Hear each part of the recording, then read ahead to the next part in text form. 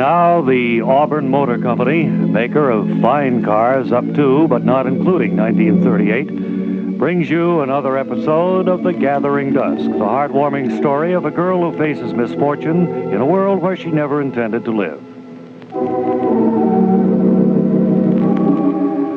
As we look in on the Bessinger household today, Edna is feeding both goldfish in the downstairs dining room. It's late afternoon, and Dr. Isley, the director of the Red Boiling Springs branch of the County Health Department, has just arrived. Oh, it's you, Deputy County Health Director Isley. I'm glad you could come so soon. I was afraid you might be out joyriding somewhere in that new trailer of yours. No, I don't use that trailer for pleasure at all, Miss Bessinger. It's the county's mobile X-ray unit. Well, I suppose you could get an X-ray machine in a trailer that big, but you'd certainly have to cut down on the size of the bar and the liquor cabinet. Well, there's no bar or liquor cabinet in there, just a lot of medical equipment. That seems rather strange. Where do you sleep when you take it on camping trips? I don't take the trailer on camping trips, Miss Bessinger. That's not what it's designed for. Well, that's really a pity. I always thought that half the fun of having a trailer would be to go on camping trips. Well, if you have a house trailer, I guess that's true. Well, that's my whole point. If you just shopped around a little, I'm sure you could have found one with beds and a little kitchen and all the other conveniences. Yes, I suppose so. And if you think we made a bad purchase, I'm not going to argue the point with you. But I don't imagine you called me over here just to discuss the trailer anyway. No, you're entirely right about that, Deputy County Health Director Isley. I was reading in the paper this morning about the big yellow fever outbreak, and I'm just sure I've caught it. Well, I don't think that's possible, Miss Bessinger. That epidemic they were describing in the paper is somewhere in Pakistan. We haven't had a case of yellow fever in this county for many years. Well, I don't know how I caught it, but I have all the symptoms. The heat's been turned off here in the house for months, and still I feel as though I'm burning up with fever. Well, it is terribly warm in here. Heat seems to be pouring through that doorway from the kitchen. And I can see you have your oven door open. Is there any chance the oven could be turned on? Great suffering catfish. That's a strong possibility, Deputy County Health Director Isley. I was so disappointed when my cake fell this morning that I just stalked out of the kitchen in a huff. And I'll bet having the oven turned on full blast all day could make me think I was running a high fever. My stars, you just can't know what a relief it is to find out that my condition is curable. I suddenly feel as if I'm no longer standing in the gathering dusk.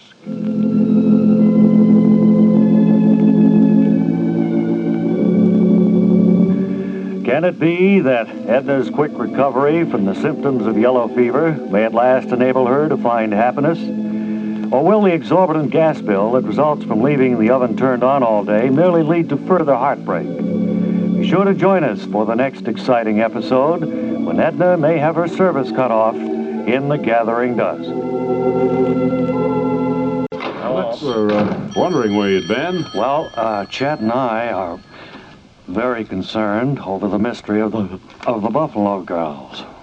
What do you mean, mystery? Well, we went over to see the Buffalo Gals per arrangement last Friday in the Oranges, and they weren't home. Uh-oh. And we called them on Sunday, and they weren't home. Oh, maybe... Called them this morning, and they weren't home. Did they answer the phone and say we're not home, or...? No, they just didn't answer. No answer? Oh, well, They didn't tell us they were going anywhere. As far as we knew, they were going to stay in town. Well, you know, it was a weekend. Maybe they went away somewhere. Could very well be, although you had made plans to meet them Friday? Friday night, that's right. Oh, I think that we have something on our hands here.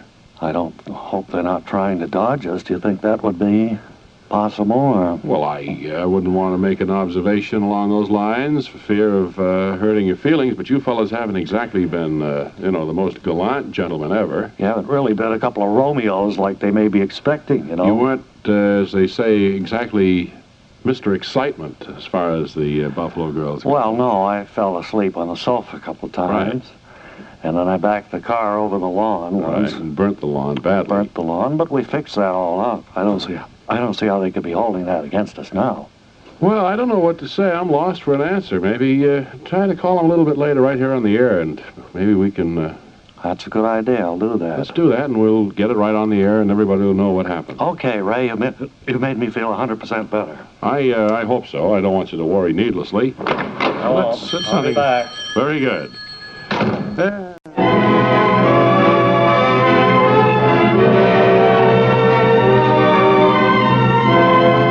Next, Mary Backstage, Noble Wife, the story of America's favorite family of the Footlights and of their fight for security and happiness against the concrete heart of Broadway.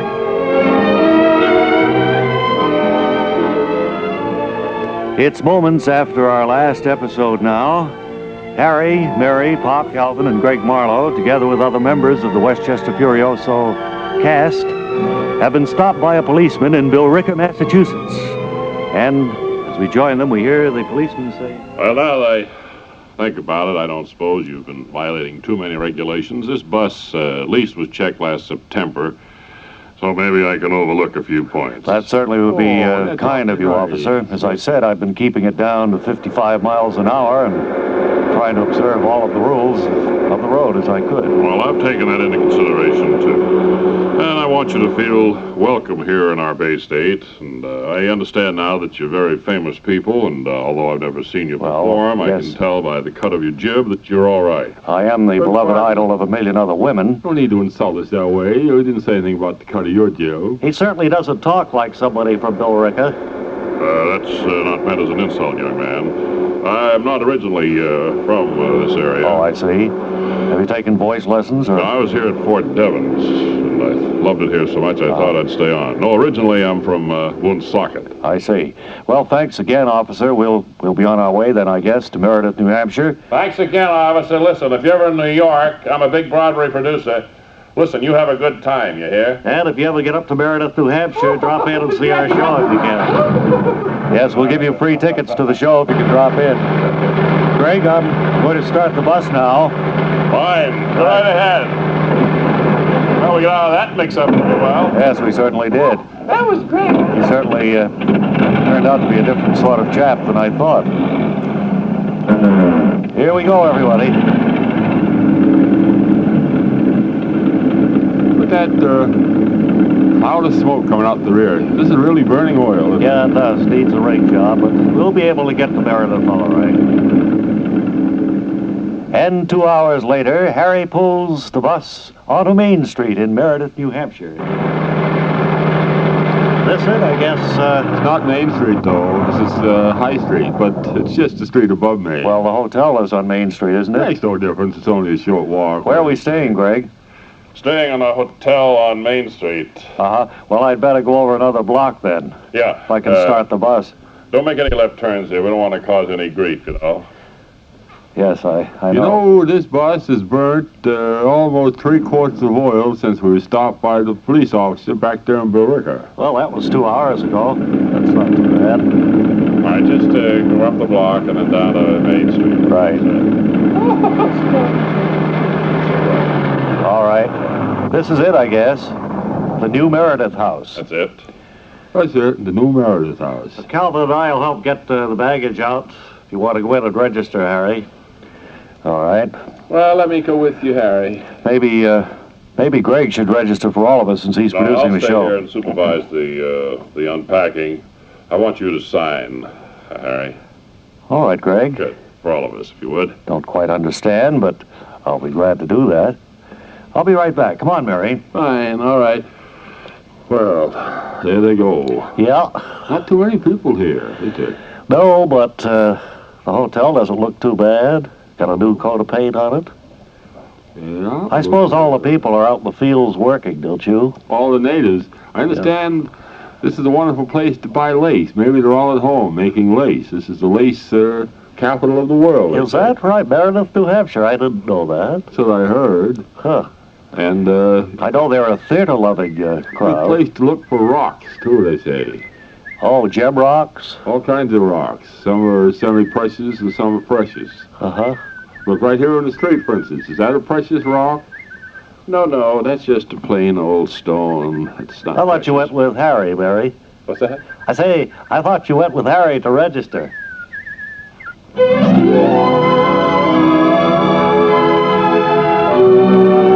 And so our friends have arrived in Meredith, New Hampshire. And tomorrow, they begin rehearsals for their opening. Be sure and join us tomorrow when we'll hear Mary say, I'm not here, I'm outside. that's tomorrow in the next exciting episode of Mary Backstage Noble Wife. Word Carr speaking. Hello, Bob and Ray. Kent was telling us a rather scary development in your relationship with the Buffalo Gals. Oh, what was that? He was saying that you called on them on Friday per arrangements that had been made, and they weren't home. Then you tried to reach them by phone Saturday, Sunday, and this morning, and no answer. Oh, he must be dreaming. What do you mean? Well, we called them Friday night, and they said they were washing their hair. And Saturday, Sunday? They answered and politely had other arrangements made. Well, this is very... And I accepted it. Kent acted as if you hadn't been able to make any contact with them, that they just disappeared off the face of the earth. I'm seeing your young lady in Woodside these days anyway, and maybe... I thought maybe Kent could go his way and I could go mine. Well, I'm sure this is a change in plans as far as Kent goes. I don't think he had any word of that. Well, I don't understand what Kent was talking about. Well, maybe I'd better buzz for him, and you two guys have it out here. I don't have anything to out about. He came in complaining, as I understand it. Well, he was complete. He sounded as if he and Did he you... sound sober? No. Well, then, that's the problem. I mean, really, he's... Well, he wasn't bad. He's something else again. Well, he has a very, very faulty memory. Yes, I know that. And another thing is he dreams a lot. And then he wakes up and he can't tell the difference between reality and the dream. Afternoon. Here he comes now. Hello, Bob and Ray. Hi, Kent. What happened to the bell on the door, guys? I don't know. Sounds like it's stuck. Maybe I'll go get Carmine. Maybe he can fix it. Okay. Oh, it's hanging there. See?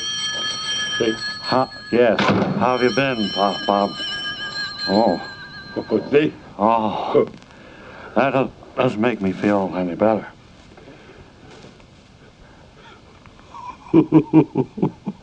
Well, what?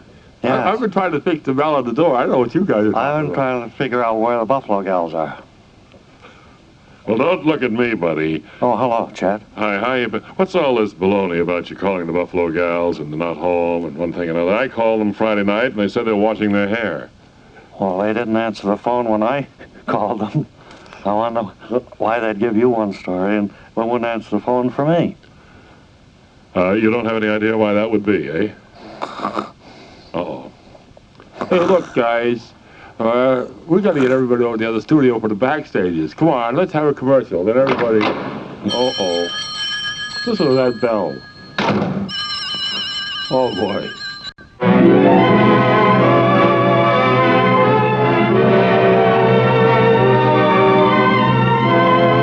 Next, Mary Backstage Noble Wife, the story of America's favorite family of the Footlights and their fight for security and happiness against the concrete heart of Broadway. It's shortly after our last episode now. Our friends have checked into the new Meredith House and now are joining Greg Marlowe at the Town Hall, where they'll open tomorrow night in Westchester Furioso. And we hear Greg say, Hope the rooms are to your satisfaction. Oh, yes. Oh, yes, they're fine. Yeah, it's a pretty good hotel. They had... I'm on a bunk, you know. In my room, there are 2 bunks. Well, one is for Calvin, one's for me, I guess. Are you going to be in the room with me? Yeah, I think so. Oh, I didn't know that.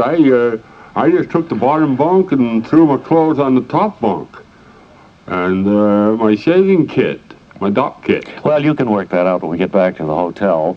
Greg, are we going to look inside and see how the stage looks and see if the scenery's arrived and everything? Just a moment. I just want to be sure that the facilities are all right. Uh-huh. Your room and Mary's is... Oh, yes, it's fine. Hello, I'm Greg Marlowe. Well, we can go in, Mr. Marlowe. Hello, I'm Greg Marlowe. I'm the producer of the show. Anybody here? Hello? Howdy, Bob. Yes, hello, I'm Greg Marlowe. Oh, I'm the producer of the show. nice to meet you, Mr. Marlowe. I'm Wallace Peavy. I assume that you're the stage manager? Yeah, that's right. You the show folks from New York, eh? That's right. This is Mr. and Mrs. Backstage. How do you do? This is Calvin Hoogerman. Howdy. Hello. This is Pop Ballou. Hello, Mr. Peavy. Howdy, Nice Bob. theater you have here. Well, we kind of like it. Round here, it serves the purpose. How many seats you have in this house? 220. 220, eh? It'll be about the smallest house we've played, won't it, Greg? I would think so, yes. Well, at least they're wooden seats. They're good and strong. Do you have facilities at the rear of the theater to sell warm orange juice and so forth? Yeah, we'll take care of all that. I want you to look at your scenery. It arrived this morning. All right. Come on, right up on the stage. Understand the show is called something Furioso? Westchester, you don't have microphones here. We'll have to project our voices, won't we? Oh, we're terribly spoiled in that respect. We've been used to mics. Done that in a long time. No, we don't use no PA system in here. Let me raise the curtain. What was the last show that ever played here, Mr. Peavy? I think it was New Faces of 1956. That came up here, New Faces? Yeah, I went on tour. Oh, I didn't know that. 1956. There hasn't been used in almost 20 years, I gather. What have you been doing all that time, Mr. Peavy? Well, just making sure that nobody walks off with nothing. Well, there isn't anything here to walk off with. Even the chairs aren't upholstered, are they? No, not upholstered. Keeps the audience awake. Yeah. How old is this theater? Oh, she goes back to 18 and 71, I think. Oh my, it's all. Look, I'm out here. Look in back of the seats. What's that, Mary? There's a little peppermint dispenser. It calls for a nickel. Get a box of peppermints. That shows you how old this theater is. Yeah, there's a few peppermints still in there in some of them. Well, I don't think I want to have those peppermints. They're probably petrified. Petrified is hardly the word. They're scared stiff. Now, if you folks want to go on finding fault with the theater... No, we're not finding fault. We just get a kick out of you rubes, you know. Yeah. Well, us apple knockers ain't as petrified as you may think. I know. Well, if everything's all right, I'm going to lock up here. What do you mean lock up? We want to have a run-through. Sure. I mean, you're going to go through the show right here? Well, we have to, of course. Have the musicians arrived yet? I ain't seen them, no. How's the sale going? Well, Ticket sale? up through now, we've sold about 52 seats. And I understand they're all in the balcony. That's right. You got nobody down in the orchestra yet. But I think they'll go. There may be a sale at the door, you know. Uh-huh. Well, as they say in New York, break a leg.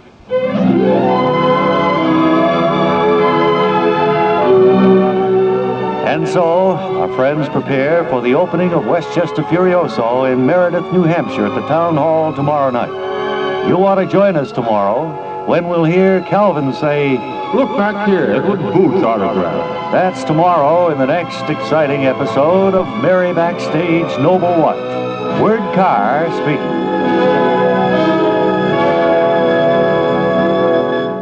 Bob and Ray Trophy train, which is at a siding in Harold, Long Island, Harold Junction, out in Sunnyside near Woodside. Come in, please, Wally Ballou. This evening, they expect that there will be probably a record crowd of some 4,000 or 5,000 people approaching the train, going aboard it, looking at the Bob and Ray memorabilia, partaking of some of the food items that are on sale, and then buying souvenirs of their visit here to mark the day that they won't soon forget.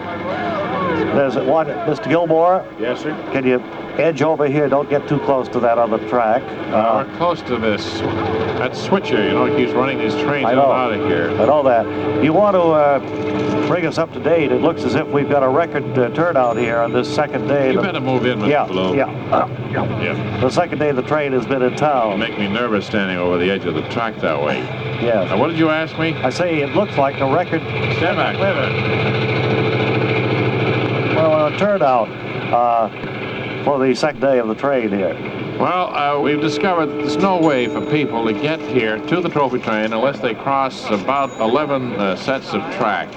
Now, this is an oversight, and of course, I'll have to... Who's to blame for that? I'll have to assume all responsibility because I'm the manager of this trophy train. Although, believe me, I didn't select Harold as the spot for the trophy train. And these few people that you hear now are people who work in the yard. Mostly, you know, they clean out the Pullmans and bring the ice for the club cars and so forth. Watch it. Just, Watch it. I think hold it. watch it.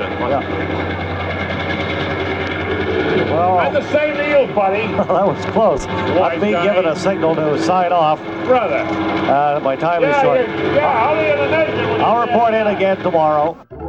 Have a good evening and a pleasant tomorrow. Till then, Ray Goulding reminding you to write if you get work. Bob Elliott reminding you to hang by your thumbs. This is WOR New York.